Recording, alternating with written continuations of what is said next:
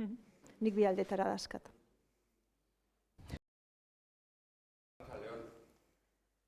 Mikrofonari gabe ere entzuten dela, ezta? Ondo asko. Bai. Teoria batean zala hortarako pentsatuta dago.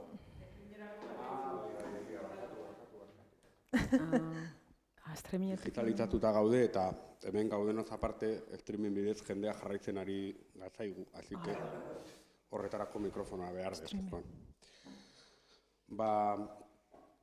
Leire, Eider, Feliz, Gorka, Aritz eta beste lagunok, batzarkideak batzuk. Arratsaldeon eta ongi etorriak kontzeju areto honetara. Ongi etorriak baita ere bertaratu zareten beste guztiak eta baita ere streaming bidez aurkezpen hau jarraitzen ari zareten guztiak.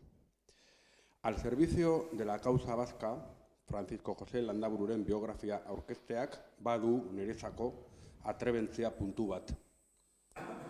Hasteko, historialaria naizen arren, bada dezente denbora ez naizela ala jarduten eta beraz, gaur aurkezten dugun liburua bezalako historia lan paregabeari buruz hitz egiteak, bere idazlearen aurrean, eta gainera unibertsitateko 2 doktore gehiagoren aurrean egiteak, badu niretzako ausarkeria puntu bat.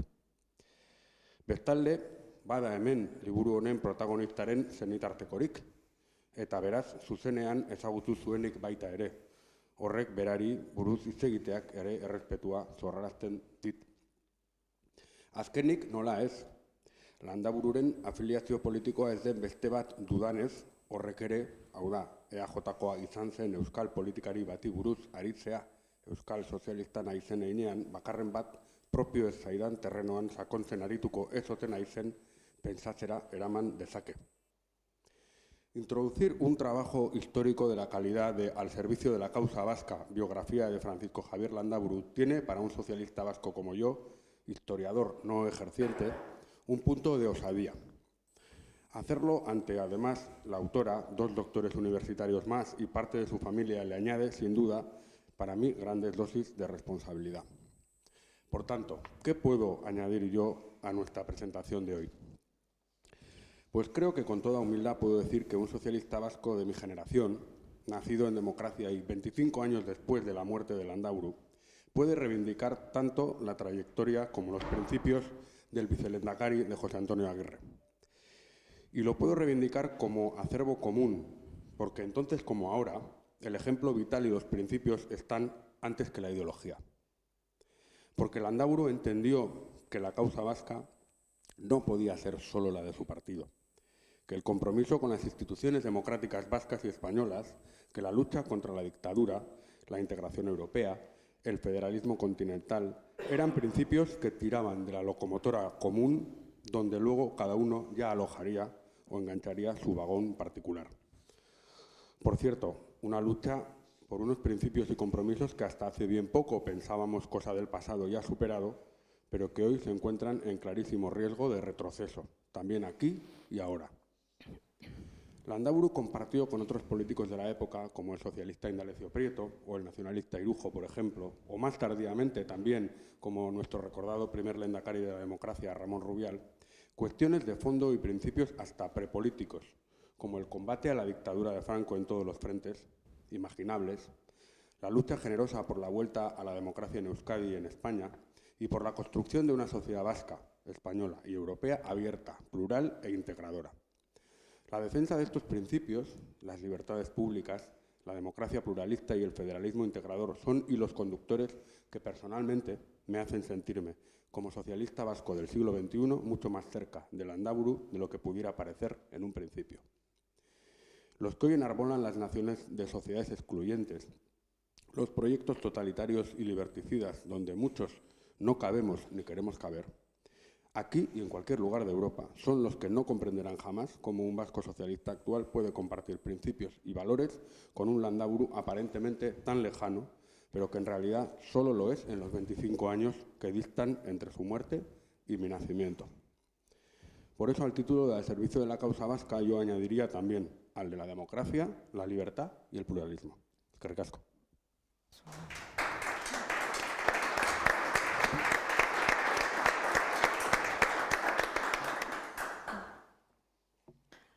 Eskerrik asko Arkaitz, arratsalde on danori, eta eskerrik asko Al Servicio de la Causa Vasca, biografia de Francisco Javier Landaburu, liburuaren aurkezpenera etorri zareten guztioi. Liburuaren egileak aurkezpen gutxi behar du honezkero, eta bertaratu garenak ikusita are gutxiago. Nik Leire duela 22 urte ezagutu nuen, eta ordutik lankide eta laguna dut. Leire Arrieta Alberdi mutrikuarra da, Deustuko Unibertsitateko irakasle titularra eta historia garaikidean doktorea. Profesional bikaina, langilea oso, zorrotza eta alaia. Lankide eskuzabala eta niretzako benetako laguna. Eta hau ez dut disimulatuko, ez da eskutatuko ere aurkezpen honetan. Irakaskuntza eta ikerketa dira gustokoen dituen jarduerak. Irakasle ona da eta maitatua. Eta hor ikasle batzuk ikuste ditut, ikasle hori batzuk beraiek zuzenduko dute okerrezpanago. Irakasle ona esan dut eta maitatua, baina bereziki ikerlaria, ikerlari bokazionala. Euskal Herriko 20. mendeko historia da bere ikerketa eremu orokorra. Eta zehatzago esateko, abertzaletasunean eta erbestearen garaian Leire da aditua. Garai hau eta gai hau ezagutu nahi duen edonorentzat Leire une honetan erreferentzia bada. Eta bere lanak ezagutu behar ditu. Punta-puntako argitaletxetan eta aldizkari zientifikoetan argitaratuak dauzkan lanak dira gainera. Gaur aurkeztera datorren hau ere, horren lekuko eta adibide ona da. Liburua, biografia, 3 atal nagusitan banatzen da, irakurri duzuenak badakizu honezkero, irakurtzen ari zaretenak baita ere, eta hemendik atera eta irakurriko dezuenak ere deskubrituko dezue hori. 3 atal nagusi dira, eta Landabururen bizitzaren etapa desberdinetan dago egituratua, egitura kronologiko bat dauka. Lehenengo atalak protagonistaren gaztaro hartzen du aintzat, jaio zanetik, 1907tik, Gerra Zibila arte. Bigarrenak heldutasuna aztertzen du, edo heldutasunean zentratzen da. Gerra Zibilatik 50 hamarkada arte. Eta 3. atalak 50 hamarkada hau da bere azkenengo urteak, 1963an bere heriotza arte aztertzen duen atala da. Atal bakoitzaren bukaeran gainera, Leirek eskaini dio oso niretzat epigrafe interesgarri bat, Landabururen pentsamenduari eta ideologiari. Eta hartara guztia irakurtzerakoan pentsamendu honen bilakaera ere edo garapena ere oso ondo antzeman daiteke. Eta oso interesgarria da, berak orain azalduko duen moduan. Hau egitura orokorra, goazen mamira eta goazen gaian sartzea Leire. Eta lehenengo galdera, pentsatekuzu zein da, ez? Zergatik Landaburu eta zergatik biografia bat? Bueno, hasi aurretik, eskerrik asko danoi etortziarren, eskerrik asko Arkaiz Milani ekitaldi hau antolatzeko interesa jartziarren, eskerrik asko nire lankide eta lagun Eider eta Felixi, bere alaba baiezko ematearren, pentsau gabe, lehenbiziko segunduan baiezko eman zenidaten eta. Eskerrak danoi, lankide, unibertsitateko lankide, lagun, ikasle hoiei, eta bereziki eskerrik asko berriz ere Landaburutarrei, gaur hemen daude Gorka eta Aritz ere ikasle hoia izan dakua. Esanen behar dut, baino gehiagotan esan, ja hau da nire 4. o 5. bolua, nabil aurkezpenak egiten lehertuta nago, baina dara emango dut gaur ere, eta guztietan eman dizkiet eskerrak dana erraz jartziarren, inungo zensureik ez, inungo arazoik ez, inungo eragozpenik ez, guztiz kontrakua beti laguntzeko prest. Eskertua daude behaiek, baina nire bai. Harira, zergati Landaburu, Landaburu, behin baino gehiagotan esan dugu, ez? 2. Errepublikan diputatu izan zen. Gero, Erbestian, Eusko Jaurlaritzako, kanpo arazoetako, gaietako arduradun nagusia. Lehendakari orde, 60tik 63. Horretaz gain, nazionalismoari egindako ekarpena oso garrantzitsua da. nire ustez hala da, eta hori demostratu nahi izan den liburuan. Hala ere, eta naiz eta naiz eta kale batzuk bere izena daramate, naiz eta kazetaritza sari batek ere bere izena daraman, ez da oso ezaguna. Ez da oso ezaguna alde batetikan ez zegoen orain arte biografia sakonik, eta tesi egin nuenean orain dela 16 urte, ikusi nuen bereziki garrantzitsua zala protagonista hori, Landaburu. Eta gainera tribunaleko presidenteak, José Luis de la Granja katedratikoak esan zian, leire deberías hacer la biografía de este hombre, eta animatu nindun, ez? Hori batetikan, esan merezi du sakonago esautzea gizon honen bizitza. Gero estetikan, bigarren arrazoi bat ere onzan zuk aipatu dezu bilakaera ideologiko hori. 2016 urtean enkargatu zidaten bere liburu garrantzitsuenaren La causa del pueblo vascoren edizio kritiko bat egitea, sartu nintzen, murgildu nintzen bere pentsa moldean hori azaltzeko, ondo azaltzeko, eta ikusi nuen zelako bilakaera interesgarria eukizoan gizon honek. Hein handi baten EAJ beraren bilakaeraren eredu edo sala. Hortaz aparte, aurretikan egindako lanetan, ohartu nintzen baita ere, bazeudela hor pasadizu, bere bizitzaren pasadizo batzuk ilunak edo, ez ezagunak edo, eta horiek ere ikertu behar ziala. Zertaz hain naiz, naziekin eukitako kontaktuak eta horren ondorengo betoa, alderdiak ezarritako betoa, eta baita ere hasierako etakideekin izandako harremanak. Eta azkenik, hau ja arrazoi subjetiboagoa da, ez da hain objektiboa, baina badago beste bat. Eta da, ikusi noala pertsonaio hori, pertsonaio horrek argilunak zituela. Hau da, edozeinek bezala, alde honak eta ez hain honak. Printzipioak zituen, printzipio sendoak, baina baita inkoherentziarek ere, ausarta dalako, baina beldurra erakusten du. Labur esan da, edozein gizaki bezala normala edo, ez dela heroi bat. Da horrek bereziki erakartzen ninduen, ez dela heroi bat. Bere korrespondentzia batez ere harakatu dut, eta korrespondentzia hain aberatsa da ez, olako pertsona bat nolakoa dan jakiteko, eta horrek erakartzen ninduen ni, bereziki, ez dela heroi bat. Eta bigarren galdera zen... Zergatik biografía? Zergatik, ¿por qué una biografía? Bueno, pues la biografía ha estado bastante denostada entre los historiadores, pero en los últimos años se está recuperando, ¿no? Y creo que es el método ideal para ligar la trayectoria personal y política de un personaje con el contexto histórico que para nosotros, para los historiadores, es necesario para entender cómo suceden las cosas y por qué, y para ahondar en la historia y para ahondar en una sociedad a través de un caso concreto y poder profundizar en una historia de vida, como he tratado de hacer en el caso de Landaburu.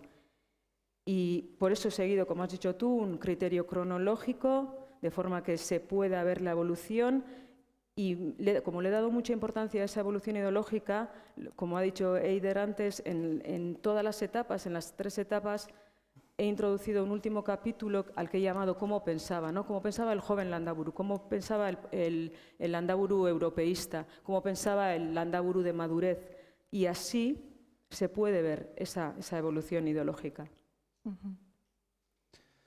Bueno, arratsaldeon guztiei, nik ere hasi nahiko nuke eskerrak ematen, etorri zareten guztioi noski, eta zuri Leire, bereziki gaur hemen egoteko aukera emateagatik Donostian, gure auzoan, egia da Ideren Santxekoa dela, baina bueno, onartuko duguen Santxea, parte zarra bezala, eta beraz, bueno, uste dut momentu polita dela, momentuek osatzen dutela gure biografia, eta momentu hau ere badala, momentu berezita politu bat, eta alde hortatik eskerrik asko. Esaten zenun que las biografías se construyen en base a un contexto determinado, ¿no? A los que nos gusta leer biografías, nos gusta también esa parte que aprendemos de ellas, ¿no? Que aprendemos de las decisiones y de las indecisiones, de lo que supone las idas y venidas de los personajes que vemos en ellas, ¿no? Y de lo que a veces entendemos que todos contamos nuestro relato de vida como un relato coherente, pero que en realidad no lo es, ¿no? Porque vemos, leyendo también lo de los demás, que a veces nuestras propias decisiones y nuestras propias incoherencias van construyendo también nuestro corpus, ¿no? Nuestra ideología, nuestra forma de hacerlo, ¿no? En ese sentido, ya yendo a la pregunta, ¿no? Me gustaría, en esa primera parte que antes mencionaba Eider, ¿no? En ese salto, en ese primer salto que hace el joven Landaburu, periodista, ¿no? A la política, ¿no? Cómo se produce y cómo se produce ese salto, además, de la primera unión patriótica de Primo de Rivera, de empezar en esa lógica primo-riverista, seguramente, de defensa del régimen en ese momento, a pasar a militar al Partido Nacionalista Vasco, ¿no? Sí, bueno, el joven Landaburu, el vitoriano gasteiztarra, que no pensaba salir de Vitoria, lo dijo él años más tarde, era un joven muy inquieto. Estudió Derecho muy pronto, además, acabó la carrera muy pronto, pero era, yo creo, periodista vocacional, por eso sus hijos, varios de sus hijos también son periodistas, creo. Lo que le preocupaba, lo que él llamó la desvasquización de Álava. Creía que Álava y Vitoria estaban perdiendo la esencia vasquista. No le interesaba la política en ese momento y no era nacionalista político, era un joven conservador, de ideas conservadoras, pero esa preocupación por la cultura, por el euskera, le hace entrar en un montón de asociaciones pro cultura vasca, pro euskera. La más importante, Eusko Ikaskuntza, es uno de los creadores de la sección del grupo Baraibar, la sección alavesa de Eusko Ikaskuntza. Pero es verdad que su trayectoria política se inicia como presidente de las Juventudes de Unión Patriótica, que es el partido de Primo de Rivera, de Miguel Primo de Rivera. ¿Cómo se explica esto? Bueno, él lo dice además en un mitin, siendo muy joven, jovencísimo, en el 29, dice, no me gustan las dictaduras, pero esta sociedad está enferma. Utiliza el símil de la enfermedad y del tratamiento. La dictadura la entiende el gobierno de Primo de Rivera, considera que está llevando una labor cultural importante, es necesaria para la regeneración de la sociedad. Pero eso dura muy poco, esa aventura, porque a comienzos del 31 ya está militando en el PNV. ¿Cómo se da ese salto? Pues precisamente a través de esas asociaciones culturales, pro euskera, pro cultura vasca, conoce a intelectuales vasquistas, por ejemplo, Bonifacio Echegaray o el propio José Miguel Barandiarán, y de ahí se adentra en el nacionalismo vasco. Y a comienzos del 31 está militando en el PNV. Bai, etapa horretan, ja, bigarren errepublikan Eusko Alderdi Jeltzalearen kide da Landaburu, ez? Eta garai horretan, autonomia estatutuaren inguruan egon ziren eztabaidetan oso aktiboki parte hartu zuen, hor propagandan eta ere bai, eta horiek urte horiek badira Landabururen nolabaiteko hazkunde edo protagonismo urteak, ez? Horren lekuko da baita ere, bueno, gorteetarako lortu zuela diputatu izatea, Arabako lurraldeak hautatu zuen, ez? Ez da lorpen txikia, Eusko Alderdi Jeltzaleak Araban zuen egoera gainera kontutan izan da, ez? Zuk etapa horretatik ze azpimarratuko zenuke edo zehatzago esateko gorteetan zer lan egin zuen Landaburuk? Bueno, lehenengo azpimarratuko nuke bihurtu zala Kongresuko diputatuei gaztiena. Gaztiena.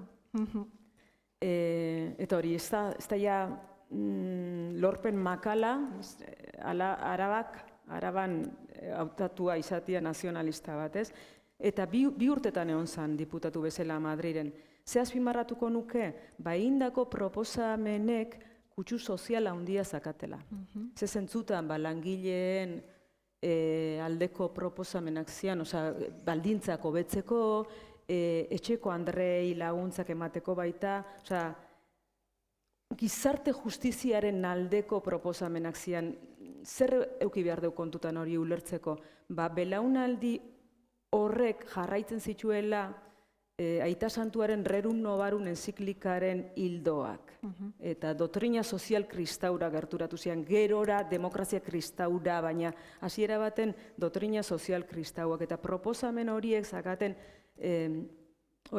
kutsu sozial hori, eta Landaburu da, EAJaren evoluzioaren eredua, ez? Zela pasatzen den EAJB-a, integrismo katoliko batetik, hori sozial-kristautasunetik pasatuta, eta gero demokraziara kristaura. Eta Landaburu izango litzake horren adierazle argia. Seguiría a gusto tirando del hilo la doctrina social cristiana, pero en eso estalla la guerra civil. El golpe de Estado se trunca esa evolución, esa proposición en Cortes, y creo que los momentos posteriores al golpe de Estado, al estallido de la guerra civil, son complejos para Landaburu, ¿no? Porque, de hecho, hay unos documentos, firma unos documentos donde dice, ¿no?, al Partido Nacionalista que tal vez en una primera instancia habría que apoyar ese golpe. Sí. ¿Hasta qué punto son sinceros esos documentos? Creo que eso es una primera controversia que se aborda también en el libro, ¿no? Sí, bueno, eso es, a ver, eran días complicados, fue detenido los primeros días tras el golpe de Estado en varias ocasiones. Su padre, Paulino, también fue detenido, le detuvieron también. Y es verdad, junto con su compañero en Heraldo Alavés y también en el partido, Manuel Ibarrondo, firmaron un par de documentos animando a los nacionalistas a sumarse al bando sublevado. ¿Hasta qué punto eran sinceros esos documentos? Me lo han preguntado un montón de veces. A ver, no hay forma de saberlo con total seguridad. Yo no estaba ahí, no lo podemos saber. Pero viendo la trayectoria posterior que tuvo y también escuchando a testigos de ese momento, el otro día en Zarautz tomó parte el nieto de Abaitua, de otro nacionalista de esa época, que había oído a su abuela decir, no cabe duda de que fueron firmados bajo presión. De hecho, además, los militares cambiaron incluso algunas frases. A ver, además hemos de tener en cuenta varias cosas. Por un lado, Landaburu e Ibarrondo intentaban evitar la guerra. Los militares les prometieron que les devolverían los fueros. A cambio de firmar esos documentos consiguieron que sus compañeros nacionalistas les sacaran de la cárcel. Como he dicho, también Paulino, su padre, y sufría del corazón, además iba a morir en breve, habían sido detenidos. Y luego era un momento, hay que tener en cuenta también que era un momento de incertidumbre, o sea, ellos no sabían lo que iba a pasar, no tenían contacto con la dirección del partido, o sea, no tenían contacto con los directivos que estaban en Vizcaya y en Guipúzcoa, tenían miedo, un sentimiento tan normal como el miedo por ellos y sobre todo por sus familias. Y luego, Vitoria en el 36 era como un pueblo, se conocían todos y él tenía amigos carlistas, que le avisaron además, le dijeron, Javier, como te trinquen, te van a matar. Pues todo eso hay que tenerlo en cuenta y les decían que se pasaran, ¿no?, al bando sublevado y les presionaban, pero finalmente decidió que no. Frankisten altxamenduaren ondoren, hilabete askoz, urte bete, ezta? 12 hilabete. 12 hilabetez Landaburu eskutatuta egon zen, kontatuko diguzu gainera, daude leku batean egon zala, o beste batean egon zala, edo esango diguzu. Gerora muga pasatzea lortu zuen eta Frantziara aiatu zen Araba sarearen laguntzarekin. Kontatuko diguzu edo partekatuko duzu gurekin episodio hori nahiko odisea moduko badalako, bai. Bai, hori, Landaburuk ikusi zuenian ja negoziazioak, frankisten eta abertzalen arteko negoziazioak gelditzen ziela, erabaki zuen eskutatzia. La trinchera infinita pelikula, ikusi dezue, hola baina denbora gutxi. Osea, denbora gutxi, 12-13 hilabete zehon zan, izkutatuta, lagun karlista batek esan zion bizitza arriskuan zegola, laguntza eskaini zion, Pensamiento Alaveseko zuzendariak ere esan zion, bere espainolismo aldarrikatzen bazuen udaletxeko balkoitik, libratuko zala. Baina zuen onartu eta izkutatu egin zen. Hori, zuk esan dezuna, Eider, autore batzuek eta besteek esaten dute bizpahiru lekutan egon zala, nik pentsatzet familiakin batea, denbora gehien egon zala, familiko etxe bateko ganbaran izkutatuta. Eta denbora hortan aitza hil zitzaion. Eta beak ezin lurperatu aita, eta ezin egon amakin eta arrebekin. Nor egon zan momentu hartan, hau datu hau importantia da, gero ikusiko dezu zergatik. Nor egon zan momentu hartan ama eta arrebekin, Luis Alaba. Alaba zarearen buru izango dana. Eta gero, 37ko irailean, EAJak erabaki zuen beharrezkoa zala Landabururen zeregina iparralden, eta Alaba sarearen laguntzarekin, maletero baten, furgoneta bateko maleteroan, eta emakume baten laguntzarekin, Bitxori Etxebarria Alaba sareko kide batekin, pasatu zuen muga. Muga pasatu, eta hurrengo egunean Biarritzen bazkaldu zuen Agirre lehendakariarekin. Sería una comida interesante de verla por un agujerito, de no perdérsela. Y por lo tanto, en esa comida, una vez que llega a Iparralde, una vez que llega a Francia, ¿qué tareas le encomienda el lehendakari a Landaburu? Pues labores de propaganda, más que nada, ¿no? Le encomendó principalmente 2 cometidos. Establecer contactos con personas intelectuales, políticos, sobre todo con jerarquía eclesiástica también, para dar a conocer la situación del pueblo vasco. Lo que eran labores de propaganda. Eso y organizar actos culturales, pues estuvo metido en organizar las actuaciones de Eresoinka, por ejemplo. Se trataba de dar a conocer la situación del pueblo vasco en Europa, pero también colaboró ayudando a los refugiados que llegaban en canjes, en negociaciones de canjes, y solicitando a la administración francesa la documentación que los refugiados vascos necesitaban. En esas tareas anduvo al comienzo, en los primeros años. Sí, pero... Ay, perdón, sí. y muy importante, a partir de diciembre de 1938 fue el principal dinamizador de la Liga Internacional de Amigos de los Vascos. Lo que pasa es que en junio del 40 los nazis entran y ocupan París. Yo creo que recordamos, habremos visto todos esa imagen que a mí todavía me impacta de Hitler fotografiado con la Torre Eiffel detrás o con el ejército nazi, el ejército alemán desfilando por los Campos Elíseos, ¿no? Empieza otra etapa para Landaburu y me atrevo a decir, para Europa en general, ¿no? Tienen que abandonar la sede del gobierno vasco en Avenue Marceau. Un abandono es más que un símbolo, porque claro, cogieron los papeles que quedaron por allí, los nazis entregaron esos papeles a las autoridades franquistas y por ese motivo pues cayó, entre otras cosas, la propia red Álava y claro, detuvieron a muchas personas y muchas además fueron condenadas a muerte, ¿no? Es en este contexto donde hay que situar esas polémicas o controvertidos contactos con los nazis.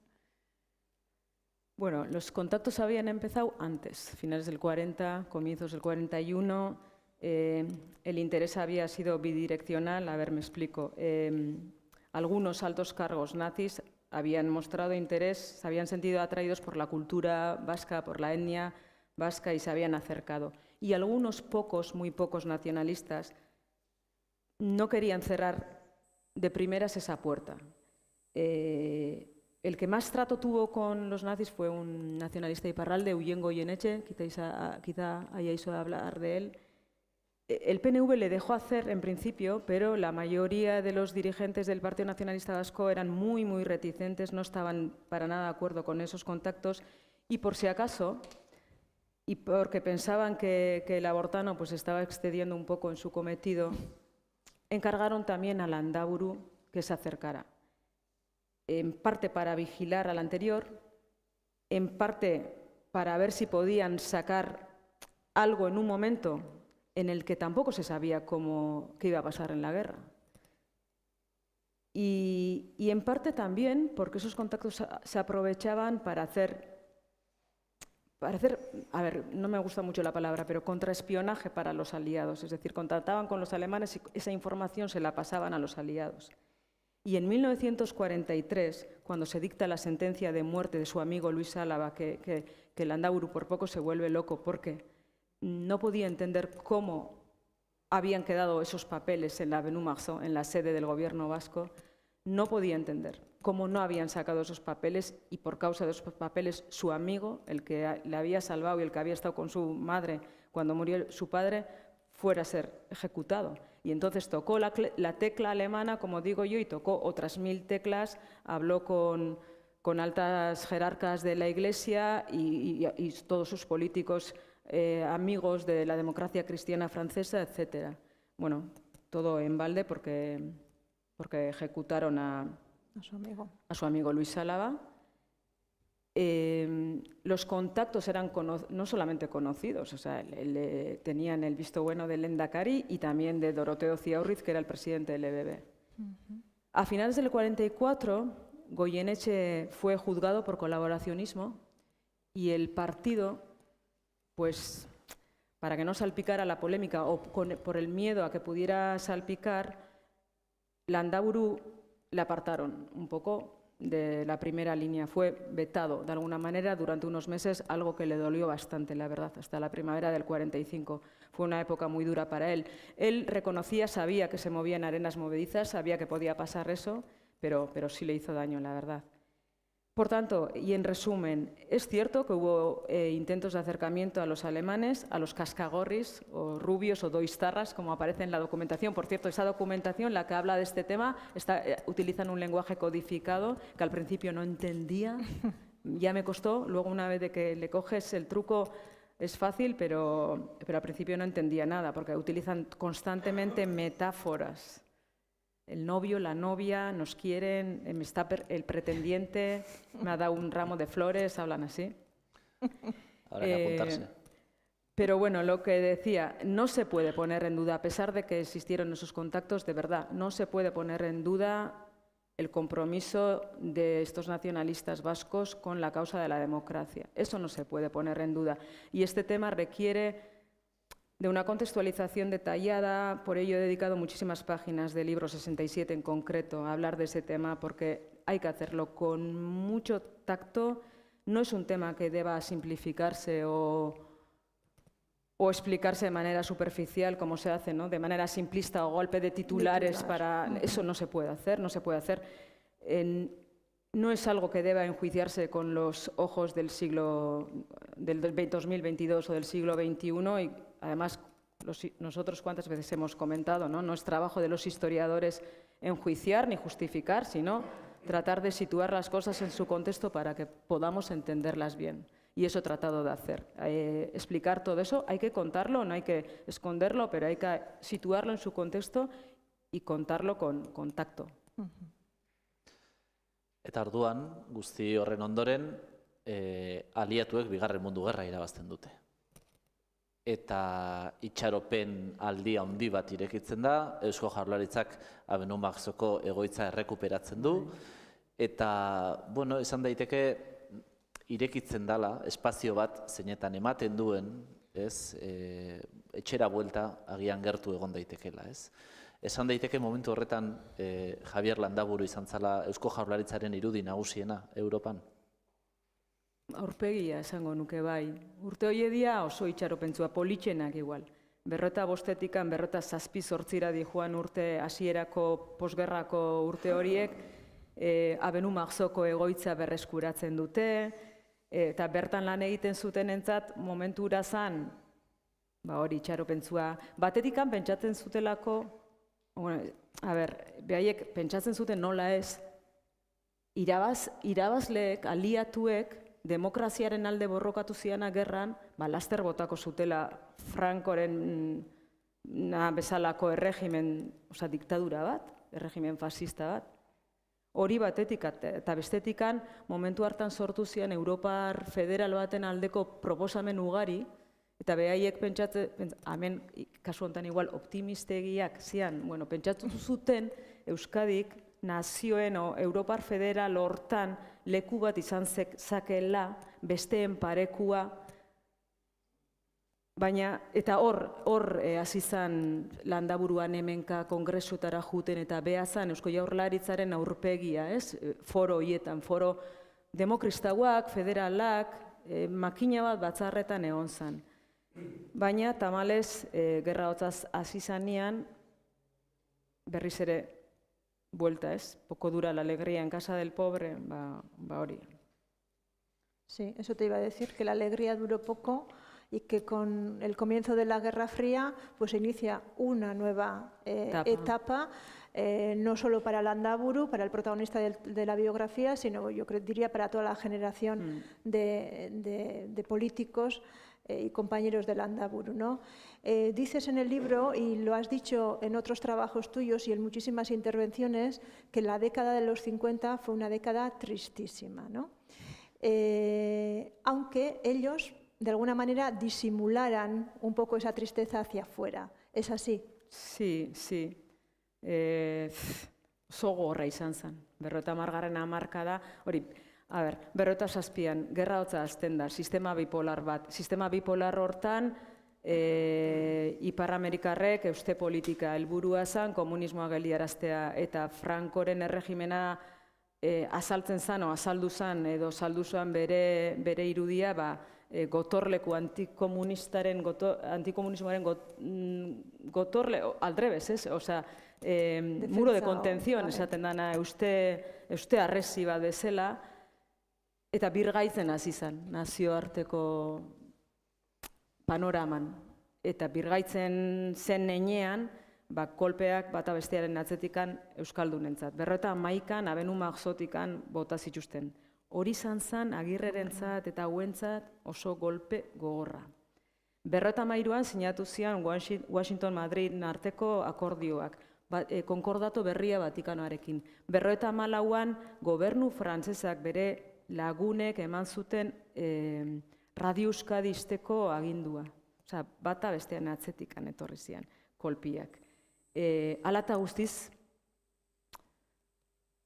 Europari eutsi zioten. Hau da, naiz eta argi geratu zen 58tikan sortzen ari zen Europa, ezala herrien Europa, ez da nazioen Europa, ezala Europa federal bat, baizik eta estatuetan oinarritutako Europa bat, horri eutsi zioten. Osea, Europar zaletasuna, Landaburu defendatzen zuen Europar zaletasun hori, niretzat ordutikan barneratuta dago. Oso barneratuta dago Euskal Abertzaletasunean. Eta maila batean, orduan hasten dira sortzen baita ere, talkak alderdi barruan, ez? Batez ere, belaunaldi arteko talkak, momentu batean, gortetako diputatu gazteena izan zana, orain ja esperientzia dun politiko bihurtzen da, ez da? Eta maila batean, erbestean zeuden abertzaleen artean ematen hasten da talka hori, batez ere gazteenek sustatuta, ez da? Nola bizi du berak, nola bizitzen da hori? Bai, hori gertatu zen. Bueno, gizarteetan, ez, talka hori orokorrian gertatzen ari zen garai hartan. 50. hamarkadako egoera zailo horri buelta emateko edo, Eusko Jaurlaritzak antolatu zuen 56an Euskal Mundu Biltzarra. Kongreso Mundial Basko, ez? Batu zian barnekaldeko eta exilioko erbesteko politikoak eta ordezkariak, Landaburu buru belarri implikatu zen hortan, propagandistikoki batzarura arrakastatua izan zen. Baina hor agertu zian zuk esaten dituzun kritikak, hasierako kritikak, bai Eusko Jaurlaritzaren jardunari egindako kritikak, eta lehen aldiz kritikak Agirre lehendakariari, baita ere. Gazte abertzale batzuek ez zuten nahikotzat hartzen edo, erbesteko gobernuak Frankoren kontra egindakua, eta hor sortu zian lehenbiziko, hor sortu zen haustura. Fruto de esa haustura, de esa ruptura,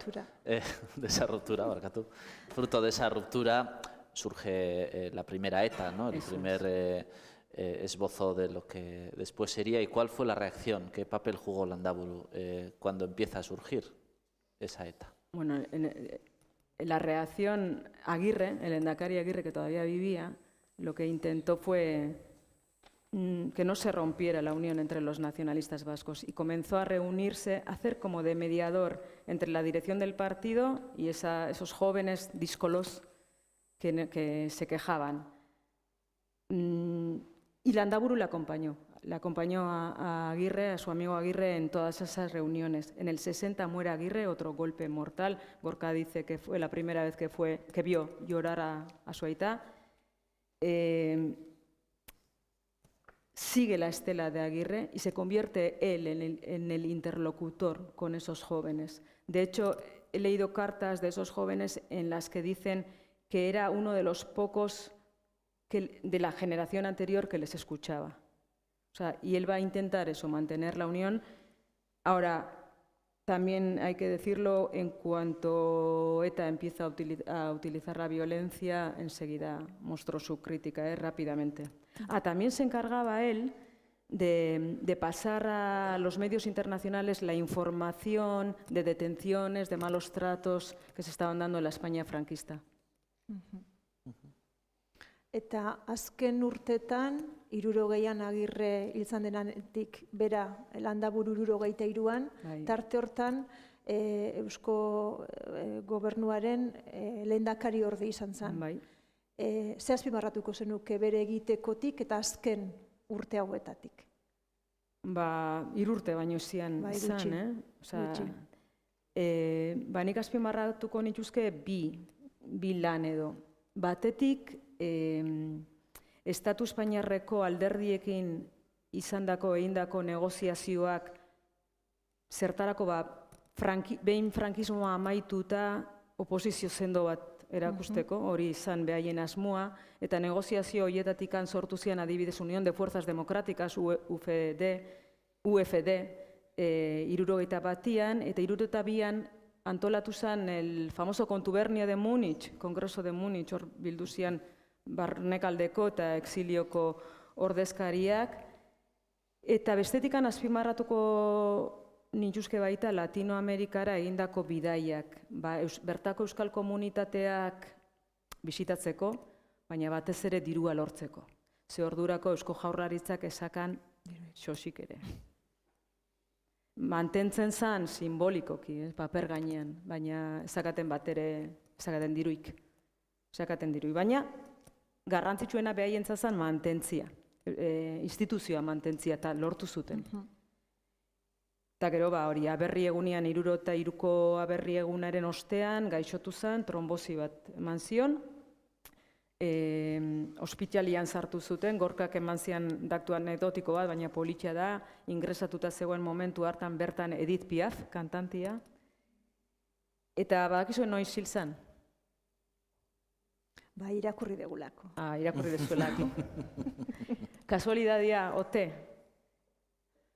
1963ko maiatzaren 6an, zuek ez dakizu ez dezue data hori ezautzen, baina betetzen zianian justo, ni un día más, ni un día menos. 20 años del fusilamiento de su amigo Luis Álava. Ni un día más, ni un día menos. Justamente 20 años después. Increíble. Y ya para ir terminando, Leire, y dejar un huequito para las preguntas, porque seguro que hay más de una. En la sala estáis personas que os dedicáis a la política en funciones ejecutivas, funciones legislativas y funciones más allá de todas esas, seguro también.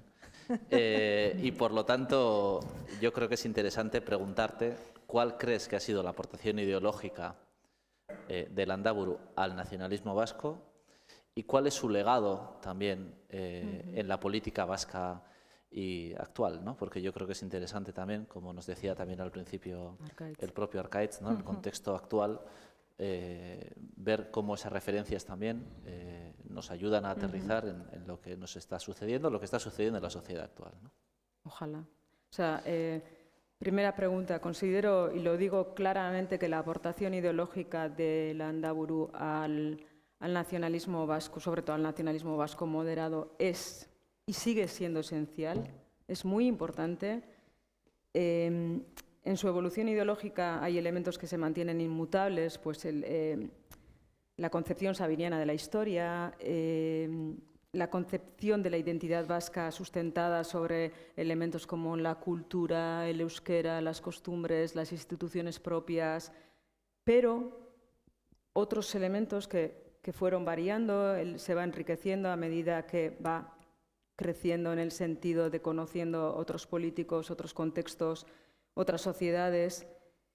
Dentro del PNV fue uno de los más fervientes defensores, lo he dicho antes, de la democracia cristiana, del europeísmo y del federalismo, porque europeístas eran casi todos, pero por ejemplo en el federalismo había gente del PNV que decía federalismo hacia Europa sí, hacia adentro no, hacia España no, ¿no? Y él era un ferviente defensor y creo que todo eso se sigue manteniendo en el discurso nacionalista. Todo ese bagaje y aprendizaje lo volcó, no sé si lo he dicho antes, en su obra principal, en La causa del pueblo vasco, que no es casualidad que se publicara en el 56 porque lo tenía preparado antes. Por cierto, he querido hacer un guiño a ese libro en el título del libro. Me consta que esa obra ha sido referente para varias generaciones de nacionalistas. El otro día en Zarauz muchos me decían que se les... Y en Bilbao también, ¿no? Que se les decía, tenéis que leer este libro. Y sé que es conocida por altos cargos de la actual política vasca, cargos institucionales. El legado, pues esos, ojalá. Yo había pensado también, estos días he pensado mucho a raíz de las elecciones francesas, no el único factor, pero estoy convencida que uno de los factores de la subida de la extrema derecha es que esas generaciones de votantes o esos votantes pues no han vivido la experiencia de una guerra. Y todo eso que se consiguió tras la Segunda Guerra Mundial, toda esa Europa que naciente, esa esperanza que tenían estos hombres, esa defensa ardiente, de la democracia, pues lamentablemente creo que ojalá pudiéramos tener como referencia la causa del pueblo vasco, muchos de los valores y de los principios que se transmiten ahí, al margen de ideologías, como ha dicho Arkaitz, la verdad. Eskerrik asko, Leire, badauzkagu orain esan bezala minutu batzuk, norbaitek galderaren bat, komentarioren bat, egin nahi izan ezkero. Si alguien quiere formular alguna pregunta, algún comentario, creo que tenemos unos minutitos para poder hacerlo. Suele costar la primera. La primera siempre cuesta.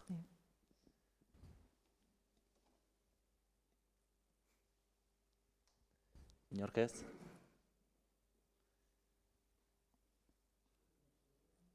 Lander. Hartu mikroa mesedez.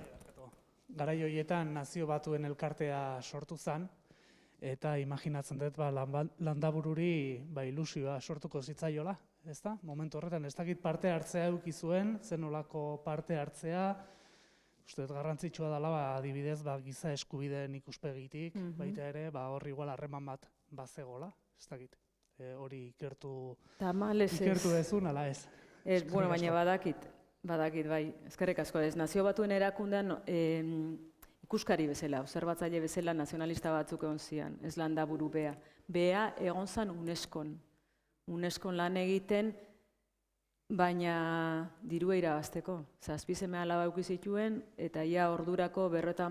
hamarkadan ezagaten diruik. Lehen esan deten bezala, diru sarrera garrantzitsuena zan Ameriketatik etortzen zana, batez ere Venezuelatik. Eta orduan, ez beha bakarrik, Antonio Gamarra, Alberto Naindia Paiza, hori guztiak azizian UNESCO lan egiten itzultzaile bezala. Baina onunez, nazio batuen erakundean egon zian como observadores, ikuskatzaile bezala bakarrik.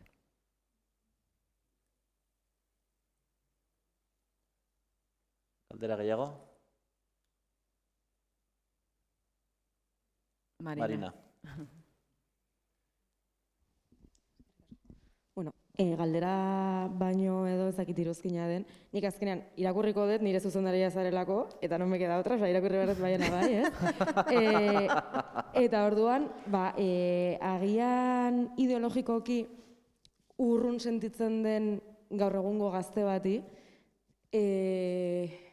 esan dezue, ideologia ezberdina izan arren ere, badaudela gauza batzuk gaur egun bizirik jarraitzen dutenak gizartearen gehiengo baten balioetan edo, ez? Baina zein izan daiteke arrazoi nagusia bere biografia irakurtzeko pertsona batentzat, zein urrun sentitu daitekeen edo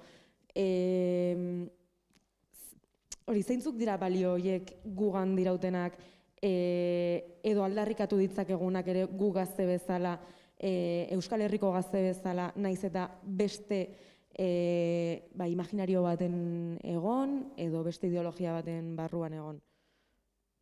Pentsauen behar da, horri erantzuteko. Igual, beti esaten dizuedana, burua zabaldu. Osea, ikusi zela pertsona batek, hasiera baten, ezoanak pentsatzen gazteiztikan ateatzia, ez? Nire amonak esaten zuen bezala, mendarotikan aratago ezala jun, mutrikutikan mendaro, 15 kilometro, bestik ez. Beak Landaburuk ezoan pentsatzen gazteiztikan ateako zanikan, baina gero mundua ikustiak aldatu inzun, da aldatu zuen bere pentsamoldea baitare. Zergatikan ez, zuei esango nizueke gaztiei, ikusi, entzun, zer dion beak, nola zabaldu zuan ikuspegia, zergatikan zabaldu zuan ikuspegia, eta ez irakurri Landaburu, bere biografia edo bere liburua dotrina bat eukitzeko, edo Biblia bat izango bazen duen bezala mesanotxe ondu, zure mesanotxian, baizik eta ikasteko, entzutzeko, zentzu zabalian. Ez dakit zuei okurritzen, zuek irakurri dezue liburua zergatikan irakurri bere biografia. Gizona dalako, ez gizakian dalako. Plano desberdinak egon daitezke ez, Marina, hor urruti dagoen edo urruti sentitzen dezun zerbaitera gerturatzeko aukera polita da, hor politikaria eta pertsona ere, esan duen bezala Leirek bere argilunekin, mitifikatu gabe, gauzak sakralizatu gabe eta gauzak ulertuz, testuinguru horretara ere gerturatzeko aukera polita da, gehiago ezagutzeko, bi gauzak lotuz, bizitza eta testuinguru hori, gero, bere balioak eta bere pentsamenduaren bilakaera ere, nik uste oso importantia da, hor esaten danaren gerrak, borrokak eta hala ere indarkeriaren kontrako jarrera aktibori, posiblismo hori neurri batean, atea jotzia gauzak eta balio horiek edo eusteko, bera hor demokrazia kristauaren inguruan dabil, baina zuk hori egin irakurketa gaur egunera, nahi baduzu, justizia sozialaren klabetan edo, nik uste eta aukera polita dela, garai bat, eta gugatik asko egin duen belaunaldi politikari, euskal politikari batzuk ezagutzeko aukera polita dela. Nik hori esango nizuke. Nik aukera eta horri batuko nioke beste hitz bat, niri asko hausnarraritzeri dana liburuan, dala konpromisoa. Nik asko pentsatu dut konpromisoaren inguruan. Eta nola pertsona bat azten dana hitz egiten, a ver si Fran Francisco de Vitoria era de Vitoria, no era de Vitoria, era de Burgos, o era de no sé dónde, bapatean salto bat ematen duen. Eta salto hori ez da bapatean gertatzen.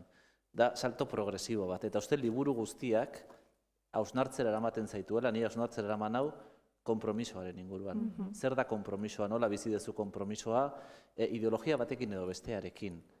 Baina azkenean da gizartearekiko konpromiso bat eraldatzeko modu bat.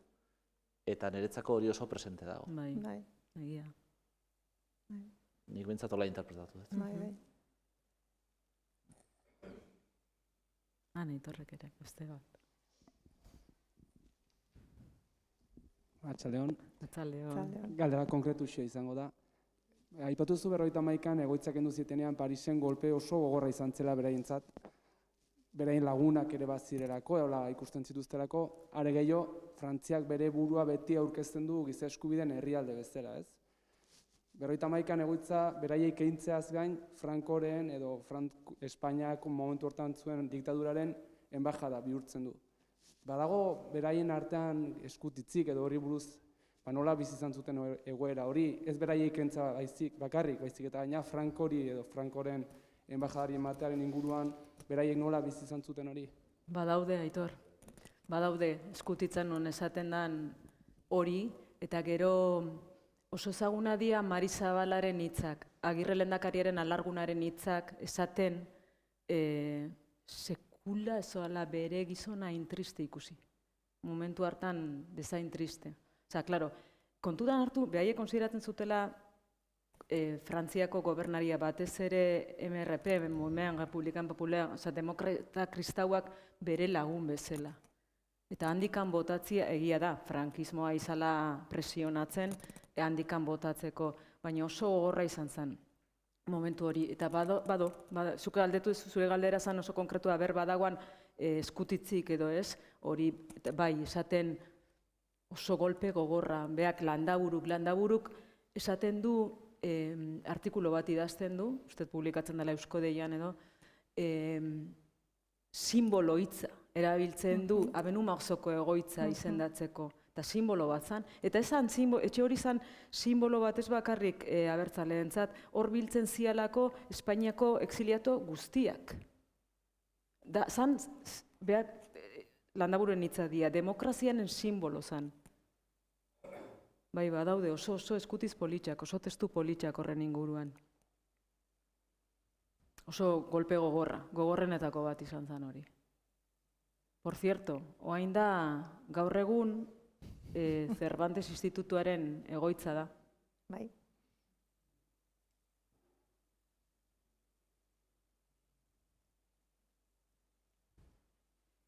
Utzingo dugu. Bai. Bueno, momentu politxa da bukatzeko. Eskerrik asko dan hori galderegatik eta etortzeagatik.